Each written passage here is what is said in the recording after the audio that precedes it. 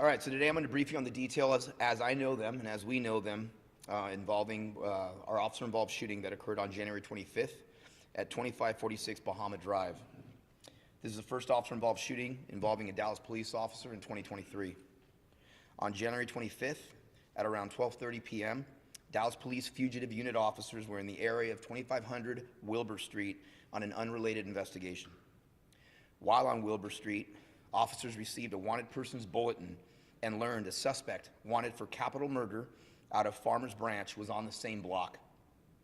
At around 2 p.m., officers located the suspect, 18-year-old Joey Freyer, on Wilbur Street, seated in the front passenger seat of a car driven by an unknown male.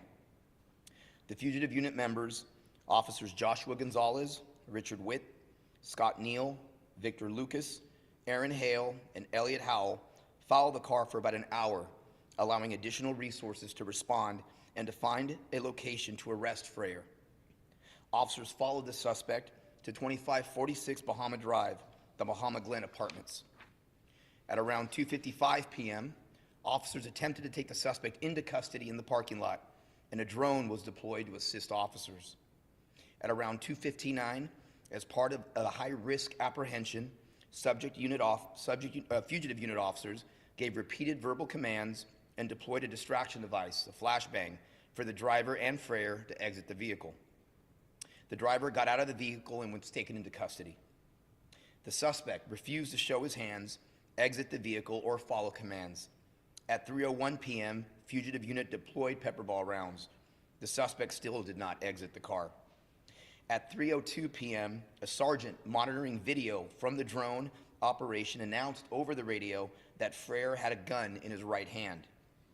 Also at 3:02, a second flashbang was deployed, and Freyer is seen with his gun and fires at Dallas police officers at least twice.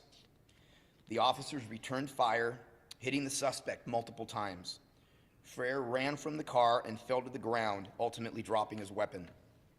Dallas Fire Rescue was called at 3:02, and at 3:07 p.m., first aid was administered by fugitive unit officers until DFR arrived at 3:18. Freyer was taken to a local hospital where he died from his injuries at 3:43 p.m. One fugitive unit officer was shot in the left foot. He was taken to a local hospital, treated, and released. The suspect's weapon was recovered at the scene, and a second weapon was recovered near the driver's seat during a search of the car by detectives. The second weapon was modified with a Glock switch. The investigation is ongoing and being investigated by the Dallas Police Special Investigations Unit. The Dallas County District Attorney's Office was notified and responded to the scene and will conduct their own investigation. The Office of Community Police Oversight was notified and responded to the scene. I want to say any loss of life is tragic, as was the loss of life that led us to this event. Unfortunately, suspect Freyer dictated this unfortunate outcome. But it's also a tragedy for our officers who were involved that night. This is never our intended outcome. Our fugitive unit works day in and day out, taking our most violent offenders off the streets of Dallas. I commend their bravery that day, standing steadfast in the face of danger and remaining in the fight as they were fired upon by a violent criminal. We are fortunate that an officer was not lost on that day. These are dangerous, violent criminals they go out after each day, and our men and women, all of them, who put their lives on every day to protect and keep our city safe. In an effort, as always, to be transparent, the Dallas Police Department is releasing the body-worn camera footage of this incident, and we'll now take a look at it, and we'll be opening it up to questions when we're done.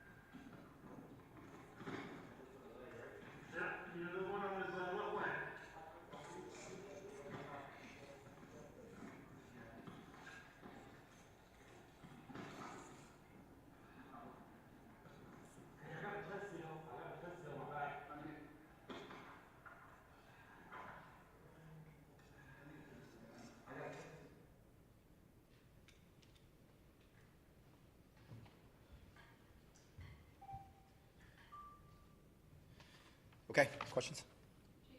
Yes. How many officers shot at Prayer? Are they on leave? I'm sorry? How many officers shot at Prayer? 6, and they are on leave. Yes, they're on administrative leave. How many shots, Chief? Approximately 57 between the 6 of them. Chief, can you please talk to our community, Chief, after we saw this? There's a lot going on, obviously. I don't know how many, you said 57 shots fired. Talk to maybe the community, and which includes critics who would say, that sounds like overkill. That was brutal. That was a lot. What do you say to that? I'd say a few things. I would say number one, that was rounds. Each individual officer was there, felt fear for their lives. We had an individual wanted for capital murder that was involved in the murder of an innocent resident of the city of Farmers Branch, who was given every opportunity to surrender peacefully. The officers were very slow giving commands. The individual then decides to shoot at police officers. A wanted murder suspect decides to shoot at police officers. I'm not quite sure that individual would have ran away with that gun into that neighborhood if that's something we want. I think that's the message I'd give to our community. The fact that this individual was involved in a murder. This individual shot at police officers.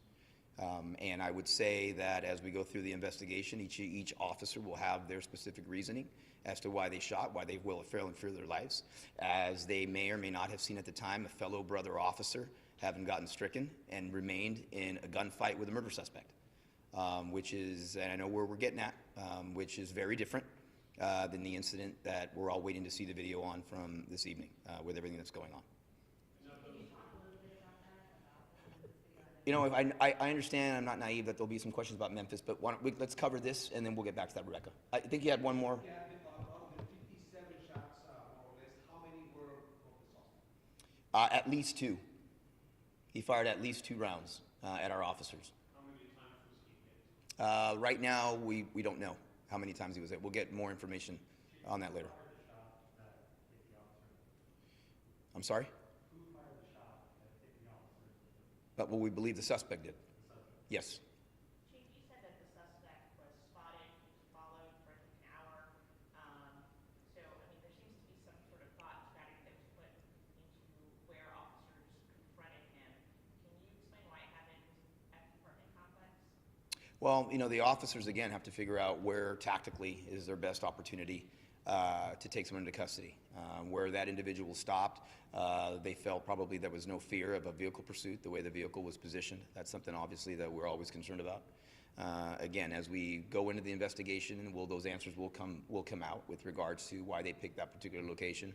But following for an hour, I'm confident that they were trying to find out where the best position to safely take him into custody. Again, we don't want this outcome. But unfortunately, suspect Frere's decision to fire upon police officers is what led to this ultimate outcome.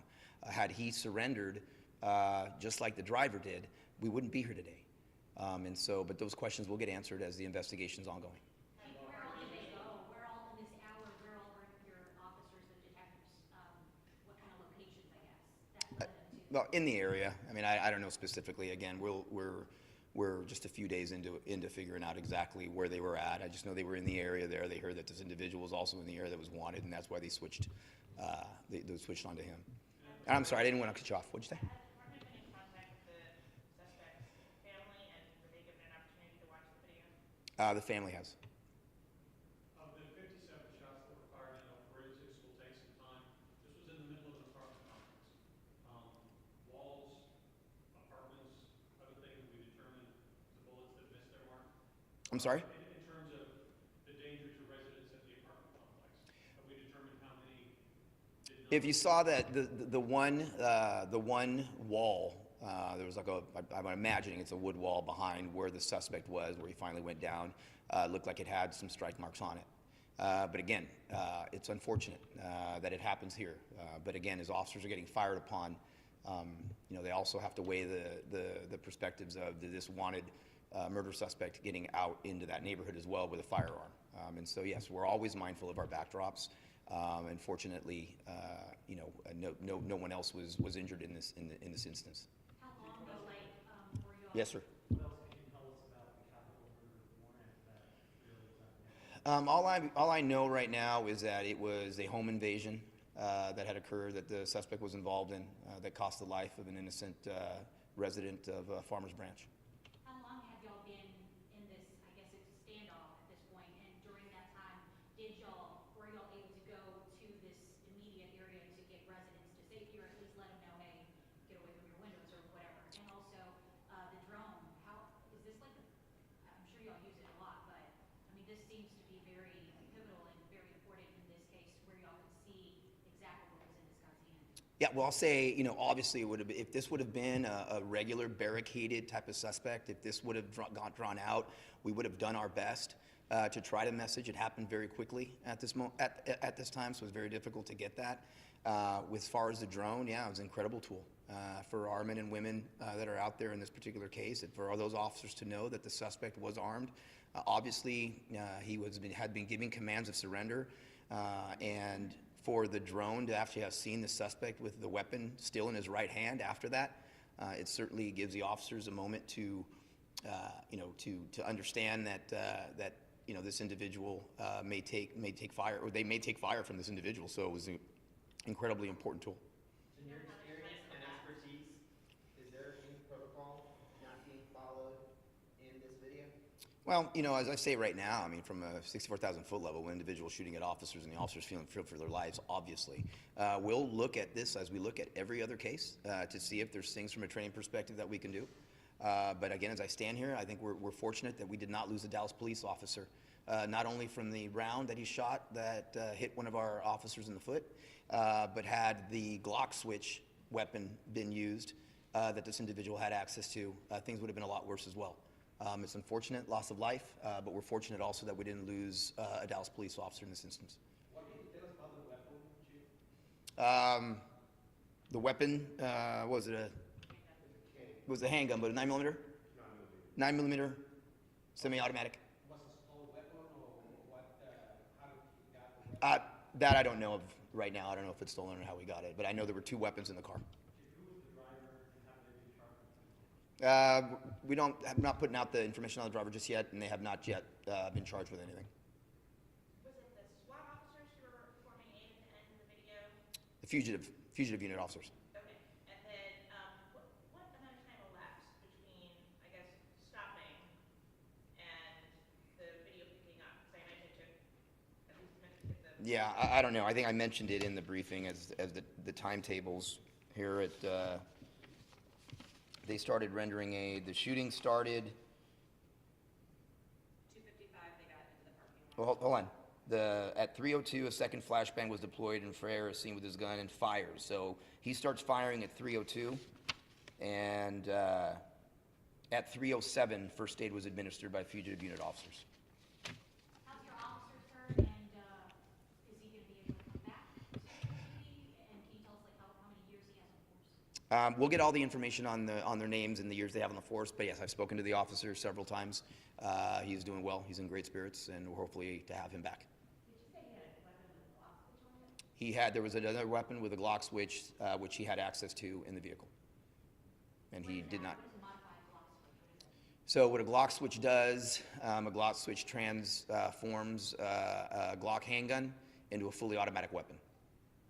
But that was not the one he used. That is not the one he used. And you mentioned this before, you have not determined how many times he opened fire with the 9mm that he did use? At least twice. So at least once. Yeah, at least twice.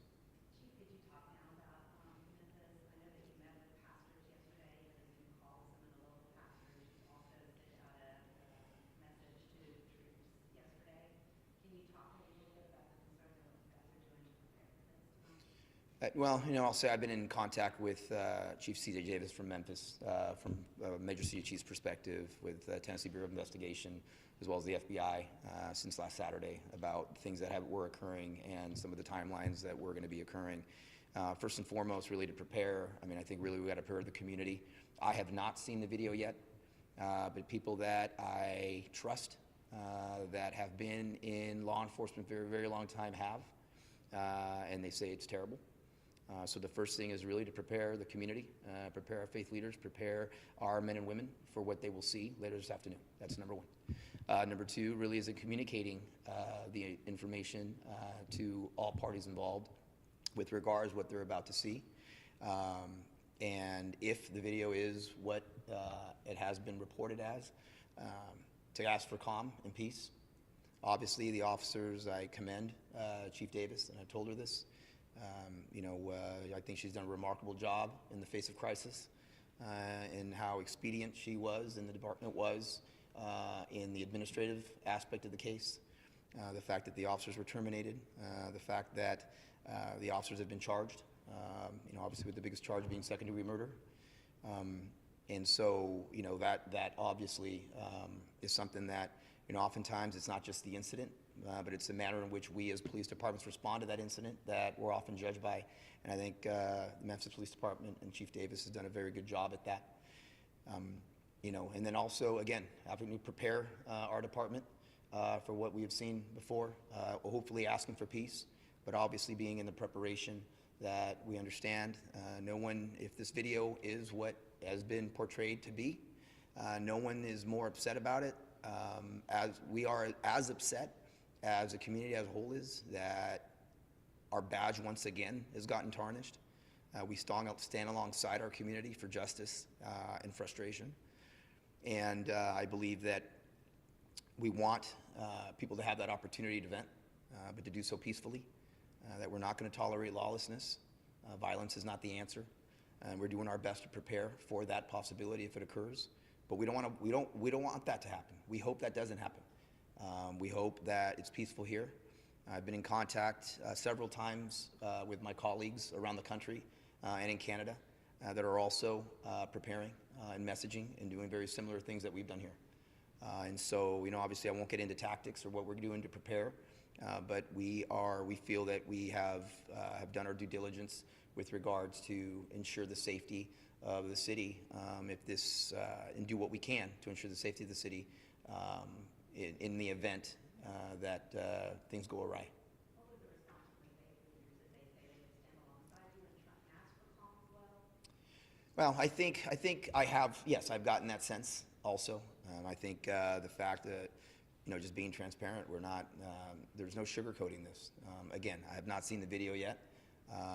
And so I'm waiting to see the video just as you all are, as our community is. But understanding and saying it like it is, everything that we've been hearing with regards to the brutality. And I believe, Chief Davis has used a lot of words to describe that. None of them are good. And so, just understanding and them knowing that we're right alongside with our community and with our faith leaders, that as a profession, we have to be better. And so that's really what we're preparing for, what our men and women are preparing for. But again, I don't want to sit out here and think that we're on, expecting things to go poorly. We expect things to go well. We expect our community to understand that accountability is being taken here at its highest level. And we truly hope that we can do this. If things occur, we hope that they're peaceful. Chief, do you think that, a situation like this and what we're about to see, does it kind of give you a sense that it's kind of 2 steps forward, 10 steps back for all that you've done here in Dallas to build that trust in the community? Does this kind of set you guys back?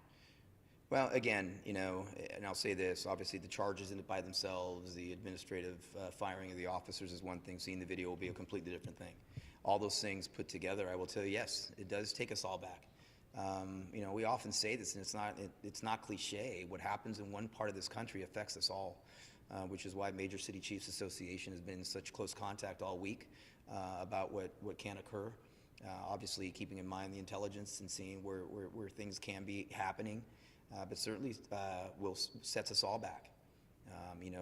We've done a lot in our community here in Dallas. We're out with our community constantly here in Dallas, but we know that we're going to have to continue to build on that and try even harder, as well. We also stand by the honorable men and women of the Memphis Police Department that risk their lives every day that aren't indicative of those 5 individual officers. That's important to remember also, that community needs their law enforcement, needs their honorable men and women too. You know, I often say this, our communities want us to be just, and we will be. Our communities want us to be professional, and we strive to be, but they never want us to go away. I've been there, I've seen it, and we just have to continue to build on that. And so we won't stop. You know, this incident is not what's going to be the catalyst for us to continue our community outreach. We've done it before. We will do it again, and we will continue to strive to do that so that our community understands and recognizes that when we're right, we're right. But when we're wrong, we will hold ourselves accountable. And I think we have done that here in Dallas, and we will continue to do that here in Dallas. Anything else, guys? Last question. Can you confirm the name of the officer who was shot and killed? I can get that for you after. Yeah, we'll get it for you after. Okay, thank you.